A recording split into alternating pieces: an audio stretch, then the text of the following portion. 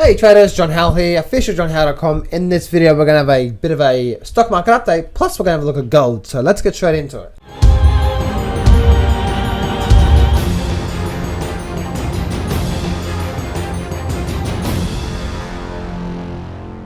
Do not place a trade based on what you're seeing in this video today, because trading is risky and it can cause substantial financial loss. There are so many areas you need to become good at to become a good trader. Emotional mastery, chart reading, trading systems, money and trade management. So this video is just educational only to help you become a much better trader. Alright, let's get straight into it. And I want to talk about gold for one, and also just have a quick look at the indices as well too. Now with gold, what I've been seeing with gold was this. I did see that we actually had this overall major area of support here.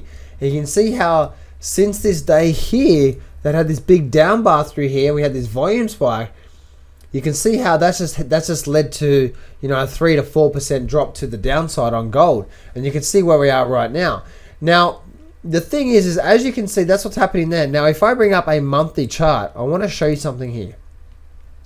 Look at that on a monthly chart. Now, don't worry about the indicators and stuff like that, but look at the chart here. The market broke down, hit support on this support level here, hit support, broke back up, came back up, hit this resistance level, and now it's starting to back off.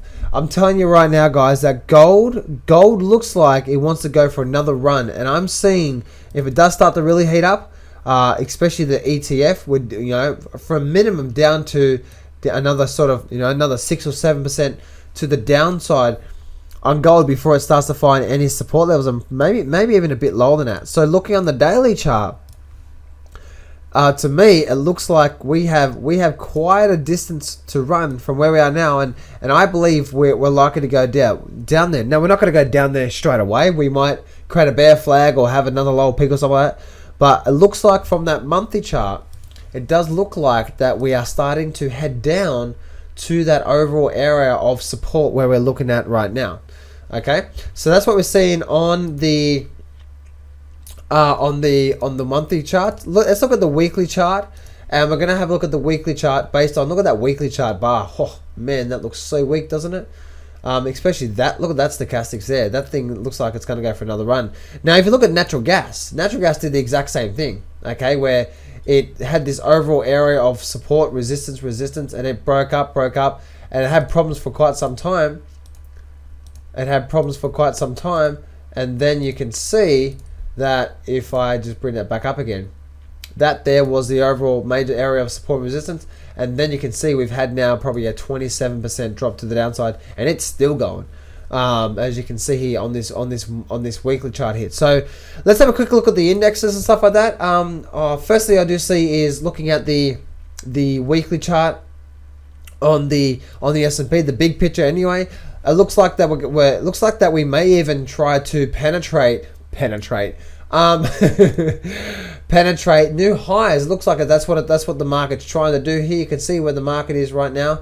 And where it is, it's almost trying to break up to new highs. If I bring up the daily chart here, you can see how we actually were just in this channel, broke back up. Now we're in this channel again, and now we're hitting this top of this channel. So you know, it looks like, guys, that we may be on our way up to breaking for a new high on the S&P. Same with the Dow Jones. You can see what the Dow Jones is. Looking on the weekly chart, the same thing as well too. We're just running right up. And you can see here that the stochastics is starting to get to the overbought level, so that, you know, that may be running out of steam, but looks like that we may be definitely trying to at least hit new highs.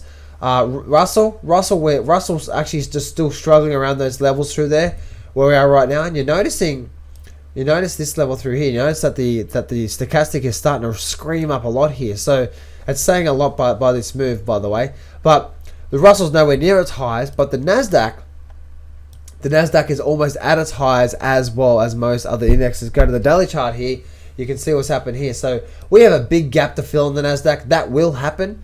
Okay, that will happen when we start to get some things turning around.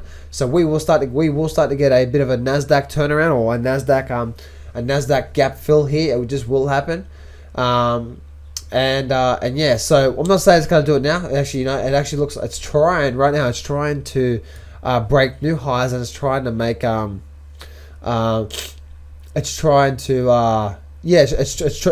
basically right now it's basically trying to make new highs right now. So that's what I see overall, guys. But looking at gold was the main thing I wanted to share with you guys. Looking at the monthly charts, what is that? 5, 6, 7, 8, 9.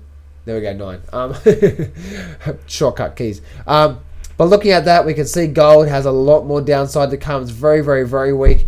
You can see overall we've got this sort of action going down through here as well too on gold. So gold is very, very weak, guys. Long term, we have long term, or should I say over the next month or so, looks like it's going to head down towards that $100 mark on gold. So that's what I look at there, guys. That's all I'm seeing right now.